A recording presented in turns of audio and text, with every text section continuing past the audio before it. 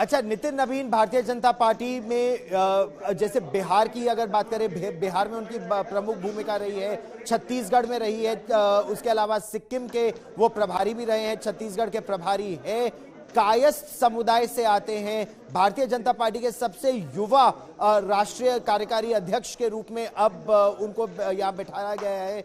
ये बताइए कि अब भारतीय जनता पार्टी, जो कई बार ये कहा जाता है कि फला फैक्शन और ढिमका फैक्शन और फैक्शनलिज्म को राज्यों में उनको अलग करके फिर जीतने के लिए आगे बढ़ना है, तो ऐसा युवा चेहरा क्या ये सभी फैक्शंस को या सभी अलग अलग लोगों को एक साथ ले चलने में सफल हो पाएगा? बंगाल की अगर बात करें तो बंगाल कितनी बड़ी चुनौती, फिर असम की बात करते हैं।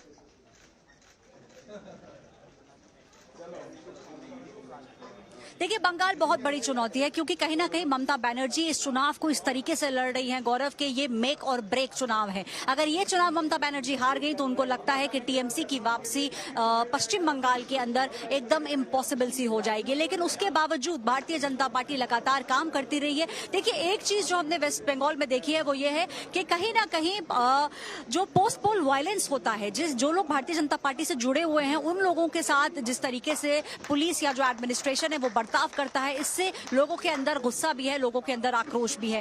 कहीं ना कहीं बीजेपी को यह भी लगता है कि लोग जो है वो ये बात समझते हैं कि पश्चिम बंगाल के अंदर अगर डबल इंजन की सरकार होगी, यानी कि अगर भारतीय जनता पार्टी की सरकार पश्चिम बंगाल में बनती है और केंद्र के अंदर भारतीय जनता पार्टी की सरकार है, तो इससे जो फायदा है वो आखिरकार उन्हीं लोगों का होगा। तो इन सब चीजों को मद्देनजर रखते हुए वेस्ट बंगाल की अगर हम बातचीत करें तो फिर उसको अभी से जोन्स में डिवाइड कर दिया गया है।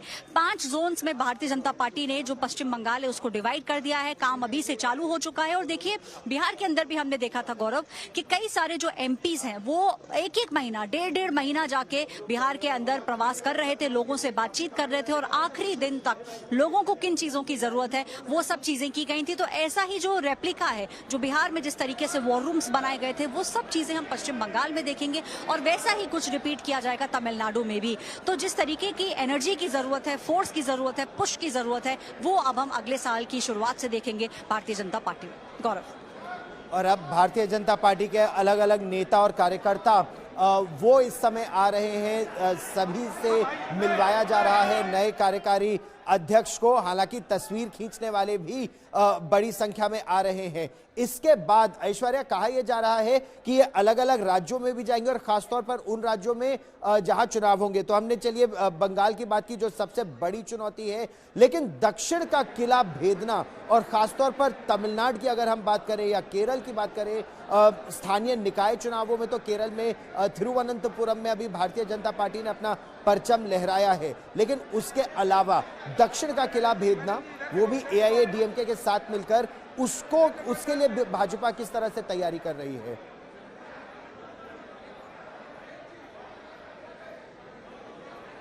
देखिए, तमिलनाडु की अगर बात करें तो आज ही जो लेटर्स हैं वो इशू किए गए हैं। पीयूष गोयल होंगे जिनको जिम्मेदारी दी गई है तमिलनाडु की, और असम की जिम्मेदारी दी गई है जय पांडा को। देखिए, एक जो कोशिश हो रही है वो ये है कि आपने बिल्कुल सही कहा गौरव कि दक्षिण का जो किला है, भारतीय जनता पार्टी अभी तक असमर्थ रही है। लेकिन देखिए, केरला भारतीय जनता पार्टी के लिए एक बहुत ही मुश्किल स्टेट रही है और वहां पे परचम उन्होंने लहरा दिया है। इसका एक बहुत बड़ा कारण है आरएसएस। संघ केरला के अंदर अभी से नहीं, पिछले कई सालों से बहुत मेहनत से काम कर रहा है और उसी का नतीजा आपको अब देखने को मिल रहा है। देखिए, एक बात है भारतीय जनता पार्टी की, और कई सारे जो बड़े नेता भी बोलते हैं कि अगर हम ये चुनाव नहीं जीत पाए तो कोई बात नहीं, हम अगले चुनाव की तैयारी इसी चुनाव से करने लगेंगे। और यही है जो हमने पिछली बार भी तमिलनाडु में देखा था। देखिए, गृह मंत्री अमित शाह, उनकी कई सारी रैलीज होंगी तमिलनाडु में और वो एक बात स्पष्ट कर चुके हैं कि तमिलनाडु में जिस तरीके का करप्शन है, अगर वो डीएमके की बात करें, एमके स्टालिन की बात करें, तो गृह मंत्री अमित शाह खुद कई सारी रैलीज में ये बात बोल चुके हैं कि तमिलनाडु के लोग जानते हैं किस तरीके से करप्शन हो रहा है और तमिलनाडु को जो गति मिलनी चाहिए थी उस गति से डेवलपमेंट तमिलनाडु के अंदर नहीं हो रहा है। प्रधानमंत्री नरेंद्र मोदी की बात करें तो उनकी भी आने वाले समय में हम देखेंगे कई सारी रैलीज जो हैं वो तमिलनाडु में होंगी। बाकी जो दिग्गज नेता हैं भारतीय जनता पार्टी के, वो सब भी एक एक करके तमिलनाडु की तरफ जाने लगेंगे। देखिए, होता क्या है, जब बड़े नेता भारतीय जनता पार्टी के जाते हैं, हमने देखा किस तरीके से देवेंद्र जी जो है वो भी जब बिहार गए थे तो अपने समुदाय के लोगों के साथ भी वो जुड़ते हैं, और जो जोन्स के अंदर डिवाइड किया जाता है वो हर एक जोन जो है वो जो नेता है, वो जो एमपीज हैं, उनकी जिम्मेदारी बनाई जाती है कि आपको मेक श्योर करना है कि जो वोट शेयर है वो वहां से निकल कर आए। तो यही सब चीजें जो हैं वो आपको तमिलनाडु में नजर आएंगी और बहुत अग्रेसिवली पश्चिम बंगाल में भी नजर आएंगी। गौरव, अच्छा, और ये जो कहा जा रहा है ऐश्वर्या कि एक बिहारी सब पर भारी, तो बिहार की ये जो प्रचंड जीत रही है, उस बिहार की प्रचंड जीत में इनकी जो भूमिका रही है, खासतौर पर अलग अलग जगहों पर जाना, रणनीति बनाना और जमीन पर काम करना, वो क्या एक बड़ा का कारण रही है इनको इस ये बड़ा पद मिलने में भी? बिहार में भी इनकी भूमिका, छत्तीसगढ़ में भी, सिक्किम में भी।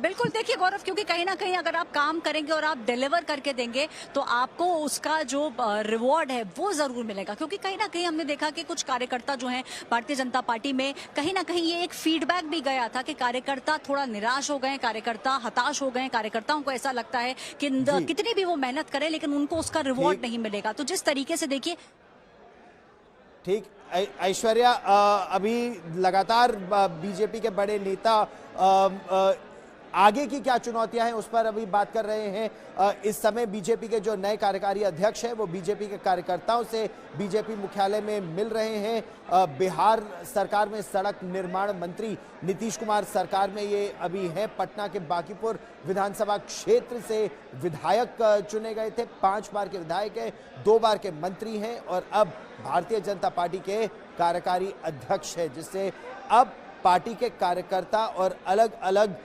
इलाके से आए नेताओं से उनका परिचय कराया जा रहा है। वैसे नितिन नवीन एक बड़े राजनीतिक परिवार से भी आते हैं, राजनीति उन्हें विरासत में मिली है, लेकिन संगठन में भी उन्होंने विस्तार से काम किया है।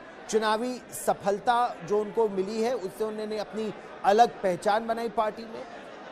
यात्रा जो उनकी शुरू हुई भारतीय जनता पार्टी में वो छात्र राजनीति से ही शुरू हो गई थी। शुरू में अखिल भारतीय विद्यार्थी परिषद यानी एबीवीपी से उन्होंने छात्र राजनीति की शुरुआत की, फिर भारतीय जनता युवा मोर्चा में वो बेहद सक्रिय रहे और इसीलिए जब उनसे मिलने वाले जो लोग हैं, अब बीजेपी की कोशिश ये है कि उनका युवा वर्ग भी उनसे आके मिलते रहे, एबीवीपी के भी और भारतीय जनता युवा मोर्चा के भी, ताकि अभी की रणनीति और आगे की रणनीति एक टोटल जनरेशनल शिफ्ट है।